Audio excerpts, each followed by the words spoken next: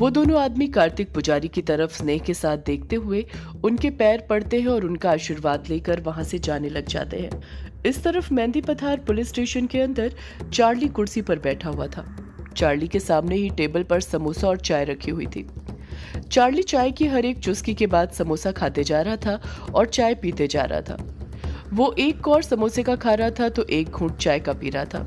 Charlie samosa खाते हुए खुद से बड़बड़ाता है, ये चैटर्जी सर अभी तक आए क्यों नहीं? मैंने तो बहुत पहले ही इन्हें फोन कर दिया था। वो बोल भी रहे थे कि वो निकल चुके हैं, आधे घंटे में पहुंच जाएंगे। बताओ 2 घंटे हो गए अभी तक आए नहीं। पता नहीं कहां पर रह गए। ये चैटर्जी सर भी ना बहुत ही ढीले इंसान है, वक्त के पाबंद ही नहीं है। चार्ली चाय और समोसा खाते हुए खुद से बार बार यही सब बड़बड़ाते जा रहा था। उसके चेहरे के एक्सप्रेशन देखकर साफ समझ आ रहा था कि वो काफी देर से चैटर्जी के आने का इंतजार कर रहा था, पर चैटर्जी अभी तक नहीं आया था। चार्ली समोसा खा ही रहा था कि तभी वहां पर चैटर्जी आ जाता है। जैसे ही चैटर्जी आता है, चार्ली कुर्सी पर से उठ जाता है। चार्ली समोसा खाते हुए ही चैटर्जी से पूछ पड़ता है, सर कहाँ रह गए थे आप? आने में बहुत देर कर दी। मुंह में समोसा होने के कारण चैटर्जी समझ ही नहीं पाता है कि चार्ली क्या बोल रहा था। चैटर्जी मुंह बनाते हुए कहता है, क्या कहा चार्ली तुमने? चार्ली अपनी बात दोहराते हुए कहता है, सर मैंने कहा कहाँ रह गए थे आप? बड़ी देर कर दी आने में। चैटर्जी को अभी भी चार्ली की बात समझ में नहीं आती है। चैटर्जी चार्ली पर गुस्सा करते हुए कहता है, चार्ली पहले ना तुम अपना ये समोसा खा लो, उसके बाद बोलो क्या बोल रहे हो। चार्ली चैटर्जी की ये बात कहते ही अपने मुंह का समोसा खत्म करता है और चैटर्जी से बोल पड़ता है, सर मैं पूछ रहा हूँ कहाँ रह गए थे आप? बड़ी देर कर दी आने में। चैटर्जी चार्ली के सवाल का जवाब देते हुए कहता है, वो तो तुम देख ही रहे हो चार्ली की बाहर कितनी बारिश हो रही है। पास में ही जाम लगा हुआ था, वहीं फंस गया था, इसलिए देर हो गई। चार्ली अपनी आंखें बड़ी करते हुए कहता है, सर बाहर सिर्फ बारिश नहीं हो रही है, बल्कि काली बारिश हो रही है। इतना काला पानी आसमान से बरसते हुए तो मैंने अपनी पूरी जिंदगी में नहीं देखा है। सच में कलयुग चल रहा है सर, तभी तो काली बारिश हो रही है। ऊपर से एक पल भी रुकने का नाम नहीं ले रही है। पता नहीं क्या हो रहा है आजकल। चैटर्जी ने चार्ली को कुछ नहीं बताया था कि इतने दिनों से उसके वर्चस्विनी युग और उसके दोस्तों के साथ क्या हुआ था। चार्ली अभी तक इन सब चीजों से अनजान था। उसे काले साए के बारे में भी कुछ नहीं पता था। उसके मन में बस यक्षिणी का खौफ बसा हुआ था। चार्ली चैटर्जी को घूरते हुए कहता है, सर आपको पता है मुझे क्या लग रहा है? चैटर्जी पलट कर पूछता है, क्या लग रहा है तुम्हें चार्ली? चार्ली जवाब देता है, सर मुझे तो लगता है ये सब ना वो यक्षिणी कर रही है। ये काली बारिश वही करवा रही है अपनी काली शक्तियों से। चैटर्जी अच्छे से जानता था कि काली बारिश कराने के पीछे कौन था, इसलिए वो चिढ़ते हुए चार्ली से कहता है, चार्ली तुम ना ये सब फालतू की बातें छोड़ो और ये बताओ क्यों बुलाया तुमने मुझे यहाँ पर?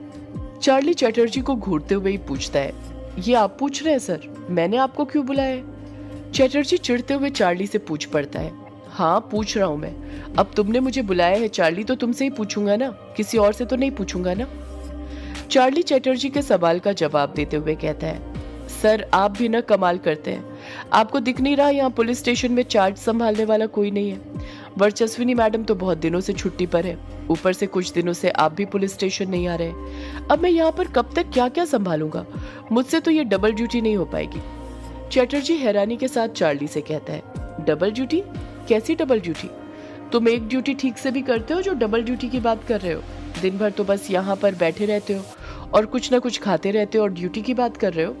चार्ली शर्म से अपना सिर नीचे झुका लेता है, पलटकर कुछ नहीं कहता है। चैटर्जी चार्ली पर चिढ़ते हुए कहता है, अब बताओगे भी कि मुझे यहाँ पर किस काम से बुलाया है या यूं ही मूर्ति बनकर खड़े रहोगे? चार्ली झट से पलटकर बोल पड़ता है, सर बताया तो पुलिस स्टेशन का चार्ज संभालने के लिए, इसलिए बुलाया है आपको मैंने यहाँ पर। चैटर्जी चार्ली को घूरते हुए कहता है, तुमने इस काम के लिए मुझे यहाँ बुलाया है? चार्ली हामी भरते हुए कहता है, हाँ सर और नहीं तो क्या, और किस काम के लिए बुलाऊंगा मैं आपको यहाँ पर? आप भी कब तक घर पर बैठकर आराम फरमाते रहेंगे और घर बैठे सरकारी पैसा खाते रहेंगे? कुछ काम भी करिए, कितना सारा काम पेंडिंग पड़ा है, आपको कुछ खबर भी है? चैटर्जी चार्ली पर चिढ़ते हुए कहता है, चार्ली तुम ना रहने ही दो, मुझे अच्छे से पता है यहाँ पर कितना काम है और कितना नहीं। कुछ मत बोलो मुझसे, कुछ देर अकेला छोड़ दो मुझे।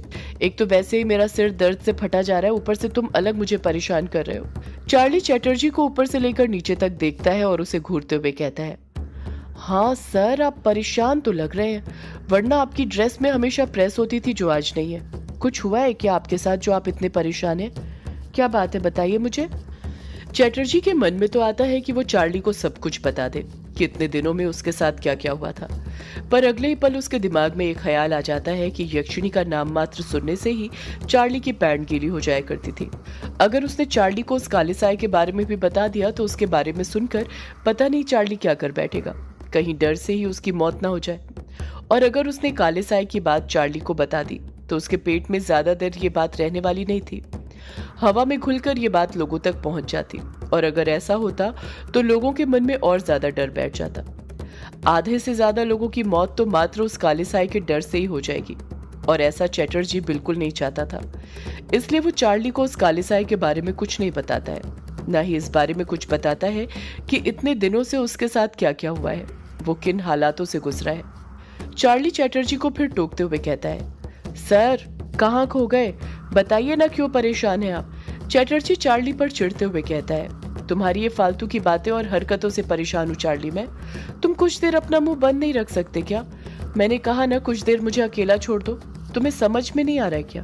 चैटर्जी का गुस्सा देखकर चार्ली चैटर्जी से कुछ नहीं कहता है। टेबल के ऊपर एक और समोसा जो रखा हुआ था उसे उठाता है और वहां से जाने लग जाता है। चार्ली के जाते ही चैटर्जी अपने कदम आगे बढ़ाता है और सीधे जाकर उस कुर्सी पर बैठ जाता है जिस पर कुछ देर पहले चैटर्जी बैठा हुआ था। चैटर्जी परेशान होते हुए खुद से बड़बड़ाता है, ये चार्ली भी ना, पता नहीं इसने मुझे यहाँ पर क्यों बुला लिया। यहाँ काम तो है नहीं कुछ और इसे यहाँ पर काम नजर आ रहा है। कम से कम हवेली में रहता तो उस काले साए से छुटकारा कैसे पाना है, सबके साथ मिलकर उसके बारे में डिस्कशन तो कर सकता था। अब यहाँ पर बैठकर क्या करूं मैं? चैटर्जी इस बारे में सोच ही रहा था कि तभी उसके दिमाग में तारा का ख्याल आता है और वो फिर खुद से बड़बड़ा पड़ता है। ऊपर से तारा बेचारी, वो बच्ची अलग अपने सपनों से परेशान है। पता नहीं उसको वैसे डरावने सपने क्यों आ रहे हैं, क्या हो रहा है उसके साथ आजकल। चैटर्जी तारा के बारे में सोच ही रहा था कि तभी उसके दिमाग में तारा का वो सपना आने लग जाता है जो तारा ने अपनी शक्तियों के उपयोग से सभी लोगों को दिखाया था, जिसमें काला साया मरे हुए लोगों को जिंदा कर रहा था और वो कब्र में से निकल रहे थे। उसे याद आता है कि उन कब्रों में से प्रशांत, मोनिका, उसके 4 साथी जो उसके साथ ग्रेवयार्ड कोठी में मोनिका की लाश ढूंढते हुए गए थे, जिनकी उस काले साए ने बलि चढ़ा दी थी, उनकी लाशें भी उसी कब्र से निकल रही थी। एक एक करके चैटर्जी की आंखों के सामने उन सब मरे हुए लोगों के चेहरे गुजरने लग जाते हैं जो कब्र में से निकल रहे थे। एक एक करके सब मरे हुए लोगों के चेहरे उसकी आंखों के सामने से गुजर ही रहे थे कि तभी एक कब्र में से कमली भी निकलती है। जैसे ही चैटर्जी की आंखों के सामने से कब्र में से निकलते हुए कमली का चेहरा गुजरता है, चैटर्जी का मन वहीं पर आकर रुक जाता है। चैटर्जी की आंखों के सामने से बार बार कमली का चेहरा कब्र में से निकलते हुए दिखाई देने लग जाता है। कमली का चेहरा चैटर्जी की आंखों के सामने से हट ही नहीं रहा था। चैटर्जी कमली की लाश पर गौर करते हुए हड़बड़ाहट के साथ खुद से बोल पड़ता है, कमली की लाश उस कब्र में से कैसे निकल सकती है? जितना मुझे पता है उसकी लाश तो हमें रोंगकामुचा घाट पर मिली थी और फिर वो सीधे पोस्टमार्टम के लिए गई थी। पोस्टमार्टम के बाद कुछ हफ्तों तक उस लाश पर किसी ने हक नहीं जताया था तो उसे शमशान घाट भेज दिया गया था जलाने के लिए। अगर शमशान घाट में कमली की लाश जल चुकी थी तो फिर वो तारा के सपने में कब्र में से कैसे निकल सकती है? चैटर्जी के दिमाग में बार बार यही बात आ रही थी। उसके दिमाग से ये बात निकल ही नहीं रही थी। ये बात उसके दिमाग में आने के साथ साथ बार बार उसकी आंखों के सामने कमली का कब्र में से निकलता हुआ चेहरा आ रहा था। चैटर्जी तुरंत चार्ली को आवाज लगाता है, चार्ली, चार्ली। चार्ली तुरंत बाहर से भागते हुए अंदर आता है। इस वक्त चार्ली के हाथ में जलेबी थी जो वो खा रहा था। चार्ली जलेबी खाते हुए कहता है, हाँ सर कहिए। चैटर्जी कुछ कहता उससे पहले ही चार्ली जलेबी आगे करते हुए चैटर्जी से कहता है, सर आप जलेबी खाओगे? चैटर्जी चिढ़ते हुए कहता है, जलेबी छोड़ो चार्ली और मुझे ये बताओ, कमली की लाश जो हमें रोंगकामुचा घाट पर मिली थी वो जला दी गई थी ना? चार्ली कुछ सोचते हुए कहता है, कमली? कौन कमली सर? चैटर्जी चार्ली पर गुस्सा करते हुए कहता है, तुम कमली को भूल गए क्या चार्ली? चार्ली कुछ नहीं कहता है, बस अपना सिर खुजाते रहता है। चैटर्जी चार्ली को कमली के बारे में बताते हुए कहता है, अरे वही कमली जिसके साथ सुदेश रंगरलिया बनाता था, वो कमली जो अपने देह का व्यापार करती थी खर्चा चलाने के लिए।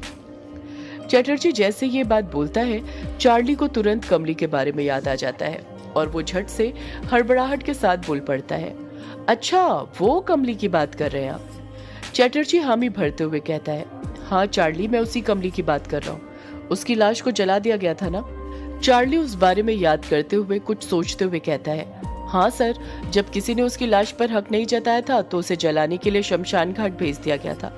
आपने ही तो बोला था कि उसकी लाश को जला दो ताकि उसे इस जन्म से मुक्ति मिल सके। चैटर्जी चार्ली को घूरते हुए कहता है, उसकी लाश को पक्का जला दिया गया था ना? चार्ली यूं ही बोल पड़ता है, हाँ सर, जला ही दिया होगा डोम राजा ने उसके शव को। चैटर्जी मुंह बनाते हुए कहता है, डोम राजा? अब ये डोम राजा कौन है? चार्ली बड़े ही चाव के साथ जवाब देता है, अरे सर, शव का दाह संस्कार करने वाले आदमी को डोम राजा ही तो कहते हैं। चैटर्जी गुस्से के साथ कहता है, पक्का तुम्हारे उस डोम राजा ने कमली की लाश को जला दिया था ना? चार्ली, जब चैटर्जी फिर से चार्ली से वही सवाल करता है तो चार्ली भी आशंका में पड़ जाता है और वो कुछ जवाब नहीं दे पाता है। चैटर्जी अपना दिमाग दौड़ाते हुए कहता है, एक काम करो, तुम्हारे उस डोम राजा को फोन करो और उससे पूछो उसने कमली की लाश को जलाया था या नहीं। चार्ली पलट कर कहता है, सर, अब मुझे उस डोम राजा से रोज थोड़ी काम पड़ता है जो मेरे पास उसका नंबर होगा। चैटर्जी हैरानी के साथ कहता है, क्या कहा? उसका फोन नंबर नहीं है तुम्हारे पास? तो फिर एक काम करो, चलो तुम मेरे साथ। चार्ली मुंह बनाते हुए कहता है, चलूं पर कहां सर? चैटर्जी जवाब देता है, उस शमशान घाट जहां पर कमली की लाश को जलाया गया था। चार्ली हैरानी के साथ पूछता है, शमशान घाट पर क्यों सर? सदियों से है पुरानी ये है यक्ष